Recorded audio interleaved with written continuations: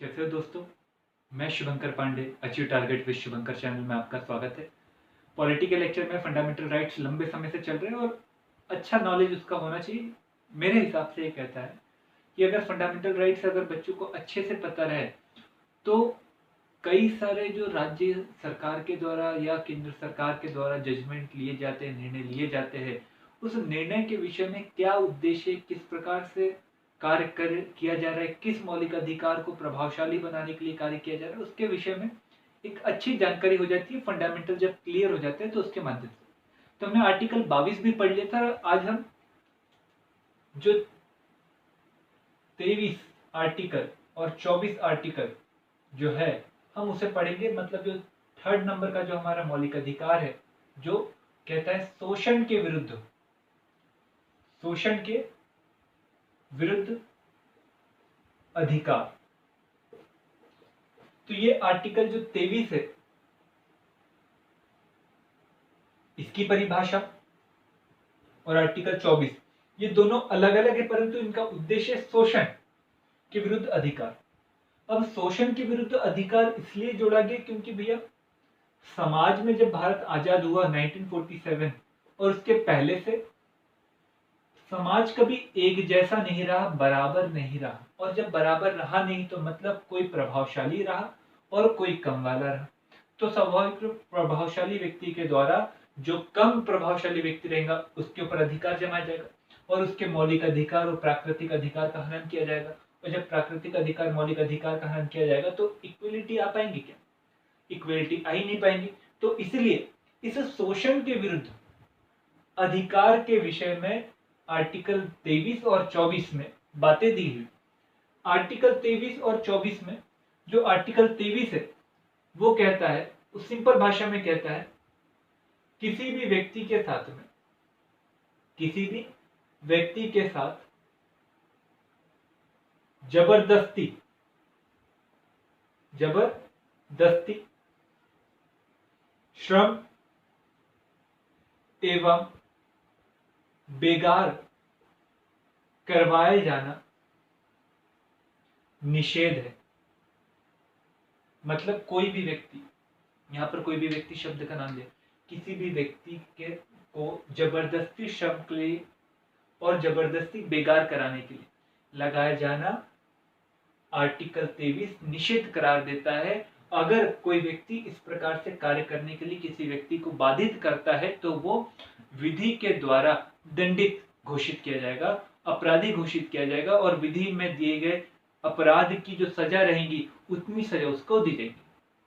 अब यहाँ पर ये समझ में आता है, जबरदस्ती का मतलब ये हो गया कि जबरदस्ती मतलब किसी भी व्यक्ति की मन के अनुरूप, अगर मन के अनुरूप ना करके मन के विरुद्ध जाकर शारीरिक या मानसिक रूप से उसको प्रताड़ित करके काम करने की कोशिश करवाई जा रही है तो वो भी क्या कहलाएगा? आर्टिकल 23 का उल्लंघन।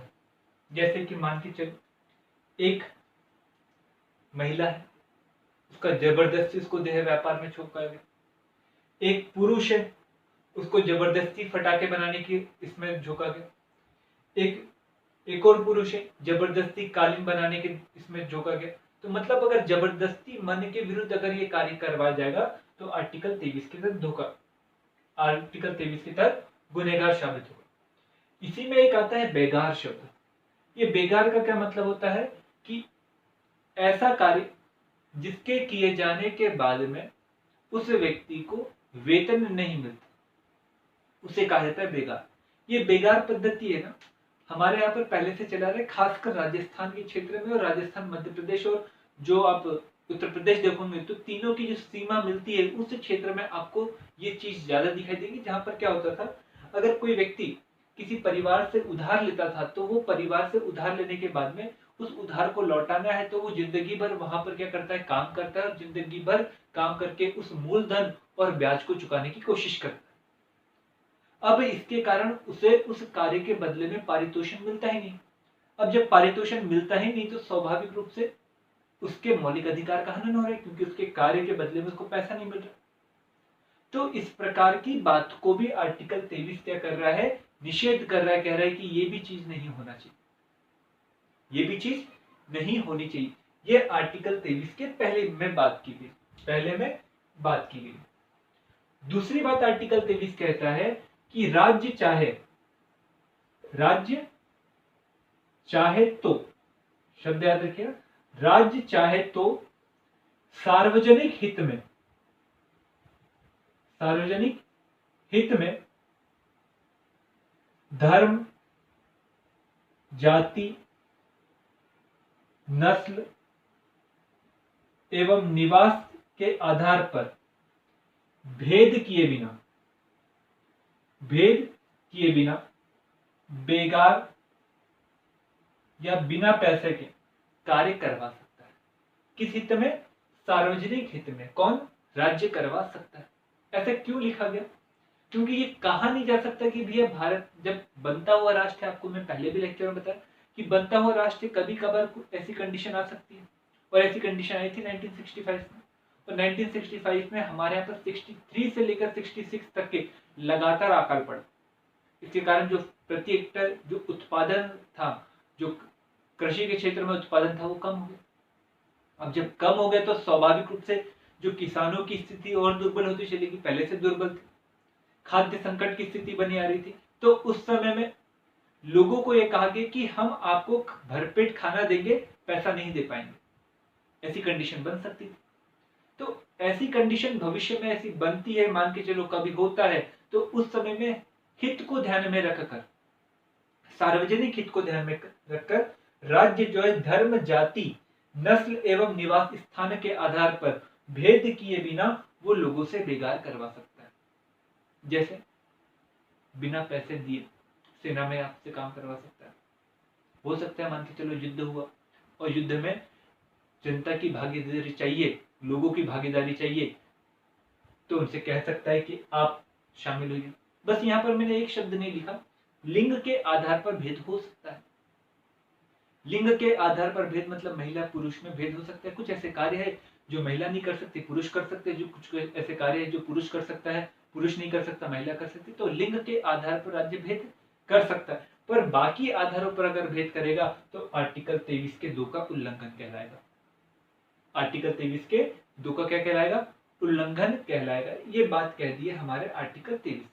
तो आर्टिकल 23 की कितनी बातें हैं? 2, कि किसी भी व्यक्ति के साथ में जबरदस्ती और उसे बिना पारितोषिक देकर कार्य नहीं करवाया जाएगा। ये सब बातें आर्टिकल 23 की 1 में निषेध करेगी। दूसरी बात क्या है? राज्य चाहे तो सार्वजनिक हित में धर्म, जाति, नस्ल एवं निवास स्थान के आधार पर भेद किए बिना वो भारत की जनता के साथ में बेगार करवा सकता है। ये सब सार्वजनिक हित में, ये ध्यान में रखिएगा।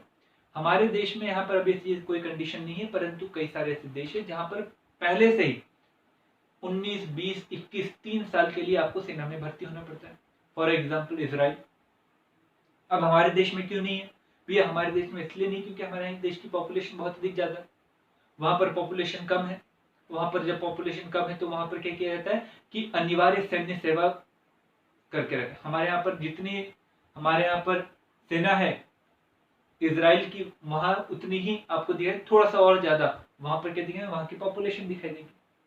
तो वहां पर जरूरी है सेना को मेंटेन रखना, और उसके लिए लगातार लोगों की आवाजाही होते रहे। इसलिए हमने क्या किया? अनिवार्य सेवा, जो युवा है वो सेना में शामिल होगा। पर हमारे यहाँ पर ऐसा कोई क्लॉज नहीं जोड़ा गया, पर उन्होंने कह दिया कि अगर भविष्य में ऐसी कंडीशन बनती है तो हम ऐसी बातों के लिए क्लॉज जोड़कर रखें और आप इसका उपयोग कर सकते हैं। आर्टिकल 23 अगर समझ में आया है तो आर्टिकल 24 भी देखते हैं। आर्टिकल 24 और सिंपल है। आर्टिकल 24 बाल श्रम से संबंधित है, और बाल श्रम से संबंधित बातों को आप थोड़ा सा और अच्छे से जानोगे तो आपको पता चल जाएगा कि बाल श्रम से संबंधित कानून का विकास कैसे हुआ। तो आपको थोड़ा सा बाल श्रम से संबंधित हम थोड़े से कार्यों के बारे में बता देते हैं कि आर्टिकल 24 अगर मैं लेकर चलूं तो आर्टिकल 24 का विकास, आर्टिकल 24 किसके संबंध में है? यह है बाल श्रम से संबंधित, चाइल्ड लेबर। अब ये विकास जो हुआ ये औद्योगिकरण के बाद हुआ। औद्योगिकरण के कारण क्या हुआ? जो जितने भी गांव के लोग थे वो गांव के लोग शहर की ओर पलायन कर गए। अब शहर की ओर पलायन करे तो स्वाभाविक रूप से शहर की ओर पलायन करने के कारण जो परिवार था वो परिवार के सभी लोग जितने भी लोग आए गांव से शहर की ओर, वो सब श्रम में लग गए, क्योंकि शहर का जो खर्च था वो गांव के खर्च की तुलना में ज्यादा था। अब शहर का खर्च गांव की तुलना में ज्यादा था, तो सभी लोगों को यहाँ पर शामिल होना पड़ा। और सभी लोगों में कौन? पुरुष, महिला और बच्चे। और बच्चे भी उतना ही कार्य करते थे जितना पुरुष करता था। पुरुष अगर 24 घंटे कार्य करते हैं, महिला अगर 18 घंटे काम करते हैं, तो बच्चों को 12 घंटे से ज्यादा कार्य लिया जाता था। और वो भी उसी कंडीशन में जिस कंडीशन में पुरुष और महिला काम करते थे। इस बात को लेकर इंग्लैंड में इस बाल श्रम को कम करने की बात की। और जब बाल श्रम को कम करने की बात की तो इंग्लैंड में बाल श्रम के विरुद्ध कानून लेकर आए गए। और आप सभी को पता है कि भारत इंग्लैंड का उपनिवेश था, तो भारत में भी आगे चलकर बाल श्रम को रोकने के लिए समय समय पर अंग्रेजों के द्वारा कानून लाया गया और बाल श्रम की आयु मतलब बाल श्रम को धीरे धीरे समाप्त करने की बात की गई। इसकी शुरुआत हुई 1881 के बाल श्रम अधिनियम, या फिर मैं ये कहूँ औद्योगिक अधिनियम 1881, जिसमें 7 साल से कम उम्र के कोई भी बच्चा बाल श्रम नहीं करेगा। अगर वो करता है तो जो नौकरी देने वाला व्यक्ति है उसे क्या किया जाए? दंडित किया जाए। इसी के बाद में धीरे धीरे धीरे 1881 के बाद में 1891 आपको दिखाई देगा, 1911 दिखाई देगा, 1922 और 1936। ये कानूनों के माध्यम से भारत में श्रम कानूनों का विकास हुआ और उसमें बाल श्रमिकों को लगातार धीरे धीरे धीरे धीरे हटाने की कोशिश की गई, उनके विकास के लिए कार्य किया। और इस बात को ध्यान में रखकर आगे इसी बात को ध्यान में रखकर आगे भारत सरकार के द्वारा आर्टिकल 24 में जो मौलिक अधिकार है वहां पर बाल श्रम को समाप्त करने की बात की गई और कहा गया कि अगर किसी भी व्यक्ति के साथ में, खासकर बच्चों के साथ में परिसंकटमय कालीन स्थिति में अगर उसके साथ श्रम लिया जाता है तो आर्टिकल 24 का क्या होगा? उल्लंघन होगा और जो नियोक्ता रहेगा उसे दंडित किया जाएगा, जो आर्टिकल 24 का उपयोग करके जो विधि बनाई जाएगी उसके तहत। ये बात जब बोली गई तो इसके लिए क्यों ये चीज बाल श्रम क्यों महत्वपूर्ण है, आपको मैं ये बता दूं कि बाल श्रम नियोक्ता के लिए क्यों महत्वपूर्ण है, तो आपको समझ में आ जाएगा कि बाल श्रमिकों को क्यों रखा जाता है। एक उदाहरण देते हैं कि एक परिवार है, एक उदाहरण से समझते हैं। एक परिवार है, उस परिवार में एक पुरुष है और उस पुरुष के ऊपर महिला, उसके बच्चे का पूरा निर्भरता है, पूरी की पूरी निर्भरता है। एक बच्चा है जिसका कोई परिवार नहीं है, या परिवार है भी पर परिवार की जिम्मेदारी उसके ऊपर नहीं है। तो मुझे बताइए किस व्यक्ति का खर्च ज्यादा होगा? ए का खर्च ज्यादा होगा या बी का खर्चा ज्यादा होगा? ए का खर्चा ज्यादा होगा। तो मतलब ए जो रहेगा, जिसकी आयु 18 वर्ष से ज्यादा है, वो स्वाभाविक रूप से क्या करेगा? अधिक वेतन की मांग करेगा। अधिक वेतन की क्या करेगा? मांग। अब ये बच्चा जो है पहले से ही शिक्षित है क्या? अब शिक्षित है ही नहीं। तो जब शिक्षित है ही नहीं और दूसरी बात इसका खर्चा ए की तुलना में कम है, तो स्वाभाविक रूप से क्या होगा? ये कम कीमत पर भी क्या करेगा? काम करने के लिए राजी हो जाएगा। जब ये कम कीमत पर भी कार्य करने के लिए राजी हो जाएगा तो इसका फायदा किसे होगा? ए को नहीं होगा बल्कि नियोक्ता को होगा, जो कंपनी में रखेगा, क्योंकि वो कम कीमत पर एक बच्चे से एक अच्छी वस्तु का निर्माण कर पा रहा है, जिसके कारण उसकी वस्तु की जो कीमत है वो कम होने के कारण बाजार में भी कम हो रही है और वस्तु जो खरीदी है, बिक्री है, वो भी ज्यादा बढ़ रही है। इस बात को लेकर हमेशा बाल श्रमिकों के प्रति नियोक्ताओं का आकर्षण रहा। और नियोक्ताओं के आकर्षण के प्रति एक ये कारण मैं बता रहा हूं, इसके अलावा कई सारे ऐसे कारण रहे जो प्रमुख रूप से बाल श्रमिकों को बढ़ाते हैं। जैसे चूड़ियों के कारखाने में बाल श्रमिकों का उपयोग किया जाता था, खदानों में बाल श्रमिकों का उपयोग किया जाता, पटाखे के बनाने में बाल श्रमिकों का प्रयोग किया जाता, जिसके कारण क्या हो रहा था? लगातार बाल श्रमिकों के कारण जो हमारा विकास था, हमारी नई पीढ़ी का विकास था, वो कहीं ना कहीं अवरुद्ध हो रहा था। क्योंकि आप सभी को पता है कि अगर बाल श्रमिक व्यक्ति अगर रहेगा तो हमारे यहाँ पर गरीबी हमेशा बनी रहेगी। कारण क्या? वो अशिक्षित है। अब जब वो अशिक्षित है तो स्वाभाविक रूप से उसे वो 18 वर्ष तक के काम करेगा तो भी उसका उतना ज्यादा पे नहीं बढ़ पाएगा जितना एक शिक्षित व्यक्ति का बढ़ सकता था। तो स्वाभाविक रूप से वो हमेशा कम कीमत पर ही काम करने को हमेशा मजबूर रहेगा। जब कम कीमत पर कार्य करने को मजबूर रहेगा तो इसका असर उसके पूरे परिवार पर पड़ेगा, और उसका जो परिवार रहेगा वो कम कीमत पर कार्य करने पर ही मजबूर रहेगा, और कम कीमत पर ही जीने के लिए मजबूर रहेगा। जब कम कीमत पर जीने के लिए मजबूर रहेगा तो उसका पोषण स्तर उनके परिवार का कम रहेगा, उसका स्वास्थ्य स्तर बेकार रहेगा, उसके बच्चों की शिक्षा पर वो खर्च नहीं कर पाएगा। तो मतलब ओवरऑल इसका इफेक्ट भारतीय इकोनॉमी पर नेगेटिव रूप में पड़ेगा ही पड़ेगा। और इसीलिए हमारे यहाँ पर हम बाल श्रमिकों को धीरे धीरे समाप्त करने की कोशिश करें और लगातार इसके लिए कानून भी बनाए। इसमें एमसी मेहता साहब जो थे, जो पर्यावरण हितैषी भी थे और लगातार पिटीशन दायर करके सुप्रीम कोर्ट में वो लगातार पर्यावरण हितों की बात करते थे, और वो व्यक्ति लगातार बाल श्रमिकों को कम करने की भी बात करते। उन्होंने कई सारी पिटीशन दायर करी। और आर्टिकल 24 के बारे में अब हम शुरू करते हैं कि आर्टिकल 24 कहता है कि किसी भी बच्चे के साथ परिसंकट कालीन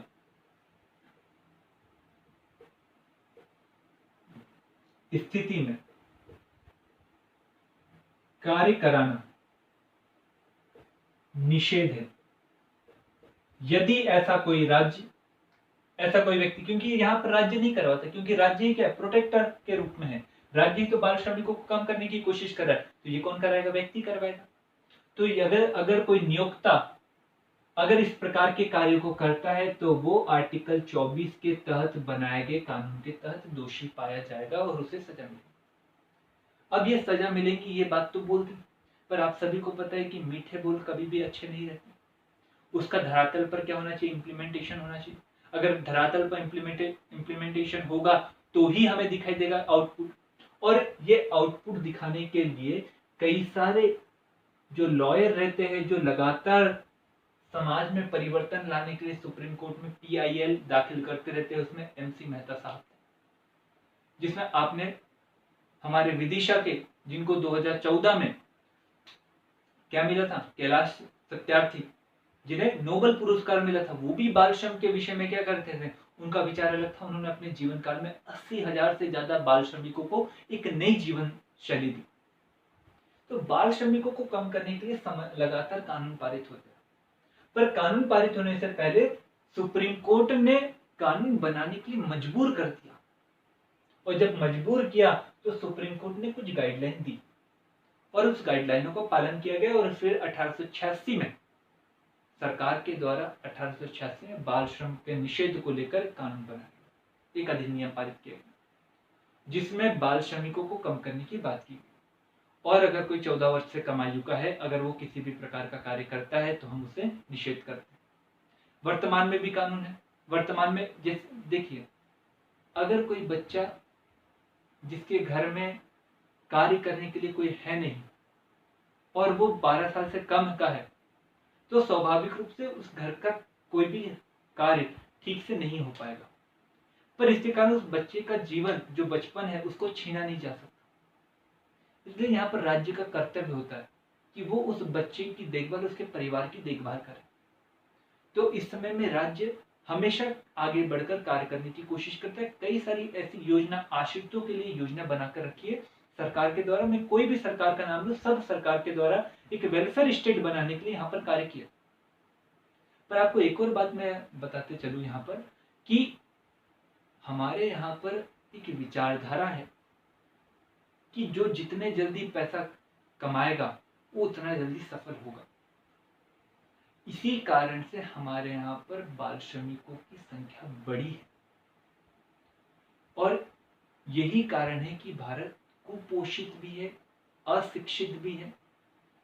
हमें अगर बाल श्रमिकों को कम करना है तो ये इस विचारधारा को ही बदलना जरूरी है। यहाँ पर हमें ये बताना जरूरी है कि बाल श्रमिकों को अगर हम बच्चों को बचपन में ही कार्य करने के लिए लगा देंगे तो उनका बौद्धिक स्तर उस प्रकार से नहीं बढ़ पाएगा जितना समतुल्य उनके जो बच्चे, जो दूसरे बच्चे, उनका स्तर पढ़ाई करने के बाद बढ़ पाएगा। और जब वो बढ़ेगा तो एक समय तक के तो ऊपर एक बच्चा जो है वो पैसा कमाएगा, परंतु उसके पैसे कमाने की जो हैसियत रहेगी वो धीरे धीरे बढ़ेगी नहीं, बल्कि लगातार क्षैतिज ही बनी रहेंगी। वो कभी भी ऊपर की ओर बढ़ ही नहीं पाएंगी। बल्कि जो बी बच्चा रहेगा उसका हमेशा विकास हो पाएगा। तो बाल श्रमिकों के विषय में कई सारे, एक संस्था यूनिसेफ वो बाल श्रमिकों के विषय में लेकर लगातार रिपोर्ट करते रहता है। एक संस्था है जिसका नाम है इंटरनेशनल लेबर ऑर्गेनाइजेशन, वो भी लगातार बाल श्रमिकों को लेकर क्या करता है, लगातार वो रिपोर्ट जारी करते रहता है, भारत की स्थिति बताते रहता है। भारत में बाल श्रमिक है, नो डाउट है, परंतु धीरे धीरे कम किया है। इसमें ये हमारे लिए एक लांछन के जैसा है। आपको एक उदाहरण बताऊं मैं, एक उदाहरण से अगर मैं आपको समझाने की कोशिश करूं तो हमारे यहाँ पर उत्तर भारत के क्षेत्र में गालीचा बहुत अधिक फेमस है, जो नीचे बिछाया जाता है। और इस गालीचे को बनाने में महत्वपूर्ण रूप से भूमिका निभाते थे छोटे छोटे बच्चे। और ये गालीचे बहुत अधिक फेमस है यूरोपियन कंडीशन, यूरोपियन देशों में। जब वहां पर पता चला तो उन्होंने वहां पर भारत से आयातित होने वाले गालीचों पर प्रतिबंध लगा दी, क्योंकि उनका कहना था कि ये बाल श्रमिकों के श्रम से बना हुआ है। तो ये हमारे लिए एक प्रकार का एक मैसेज है कि हम धीरे धीरे बाल श्रमिकों को हटाएं, क्योंकि उनके रूल्स एंड रेगुलेशन अलग है। तो हमें यहाँ पर ये ध्यान रखना है, भले उनका जो भी उद्देश्य है, पर हमें एक आईना तो दिखाना हुआ कि भैया हमें बाल श्रमिकों को कम करने के लिए कानून बनाना चाहिए, और कठोर कानून बनाना चाहिए। इसलिए अवेयरनेस जरूरी है, अवेयरनेस जरूरी है। क्योंकि अभी एक जगह भी आप शिवगंगा करके एक शहर है, नीचे जाओगे आप दक्षिण भारत में, जहाँ फटाके बनाने में बहुत अधिक फेमस है। अभी पिछले 2 साल में वहां पर 2 से 3 बम ब्लास्ट हुए, बम ब्लास्ट नहीं हुए, ब्लास्ट हुए, जो फटाके बनाने के दौरान जो छोटे छोटे बच्चे थे वो बारूद भी भर रहे थे और सिगरेट भी पी रहे थे, और सिगरेट का एक कुछ धुआं उठकर उसके ऊपर चले गया, बारूद के ऊपर, और पूरे के पूरे लोग मर गए। बच्चों को ये तक के नहीं पता था कि वो बारूद उनके लिए ही हार्मफुल हो सकती है, और बहुत सारे बच्चों की क्या हो गई मृत्यु, मतलब अशिक्षा। तो मतलब भारत का विकास अगर करना है तो भैया हमें शिक्षा के ऊपर जोर देना जरूरी है, और उसके लिए बाल श्रमिकों को भी कम करना जरूरी है। इसके ऊपर अगर मैं एक और बात बताऊं तो भैया बाल श्रम में मैं केवल यहाँ नहीं, मैं आपको ये बता रहा हूँ कि भैया मानव तस्करी भी बहुत अधिक फेमस है। छोटी छोटी बच्चियों को लगातार पोर्नोग्राफी के क्षेत्र में ढकेलने की कोशिश की जाती है। अगर जैसा कहीं पर बाढ़ आती है, कहीं पर ह्यूमन डिजास्टर आता है, तो वहां से देखिएगा कम उम्र के बच्चों के लापता होने की संभावना सबसे ज्यादा रहती है। और संभावना जब ज्यादा रहती है तो ये भी देखा गया है कि वो बच्चे अगर कहीं पर मिले तो प्राय उन क्षेत्रों में मिले जहां पर देह व्यापार किया जाता है। तो हमें ये भी ध्यान में रखना है कि बाल श्रमिकों में केवल श्रम, बच्चों के श्रम पर ही नहीं, ये जो देह व्यापार है तो उसको भी कम करने की कोशिश करना है। तो हमें इसके लिए भी कानून बनाना चाहिए, और कानून बनाकर उसके लिए इम्प्लीमेंटेशन जो है जरूरी है। इम्प्लीमेंटेशन और कोऑर्डिनेशन एजेंसियों के बीच होना बहुत जरूरी है, तब जाकर हमारे यहाँ पर बाल श्रम जैसा जो एक कलंक है वो हट पाएगा। इसलिए लगातार कार्य करते रहना चाहिए, और लगातार कार्य करने के साथ में मॉनिटरिंग हमेशा बहुत अधिक जरूरी है। हर जिलेवार डाटा होना चाहिए, जिलेवार के साथ में ब्लॉक वाइज, और ब्लॉक वाइज के साथ में पंचायत वाइज तक के हमारे पास में डाटा होना चाहिए कि कहाँ से कितने बच्चे कार्य करते हैं, कौन बच्चा कार्य नहीं करता है, कितने बच्चे की लापता होने की संख्या है। इन सब के विषय में जब जानकारी रहेगी तो हमें एक अच्छा डाटा पता रहेगा, और हम उसकी रेकी कर पाएंगे। इसके लिए जो नेशनल क्राइम रिकॉर्ड ब्यूरो है वो पूरे के पूरे रिकॉर्ड को इंटरनेट पर डालने की कोशिश कर रहा है, जो डिजिटल इंडिया जो हमारा प्रोग्राम है उसके माध्यम से। ताकि क्या होगा कि एक क्लिक करने के बाद में संबंधित व्यक्ति के बारे में पूरी जानकारी हो जाएगी। क्योंकि कई थानों के बीच में कोऑर्डिनेशन नहीं, जानकारी की आदान प्रदान नहीं होने के कारण भी बाल श्रमिकों के विषय में जानकारी हो जाने के बावजूद भी जानकारी नहीं मिल पाती, कोऑर्डिनेशन ही नहीं। क्योंकि जानकारी हमेशा पेपर कागज पे, और पेपर कागज की जानकारी हमेशा क्या होगी, एक दूसरे से दूसरे क्षेत्र के पहुंचाने में कहीं ना कहीं दिक्कतों का सामना करना पड़ेगा। तो हमें इस पर भी काम करना चाहिए, तब जाके बाल श्रमिकों के ऊपर हम एक बहुक्षेत्रीय मतलब बहुयामी अटैक कर पाएंगे। तो यदि आपको ये वीडियो अच्छा लगा हो तो जरूर से लाइक करिए, चैनल को सब्सक्राइब करिए, और बेल आइकन भी दबाना ना भूलिए। Thank you.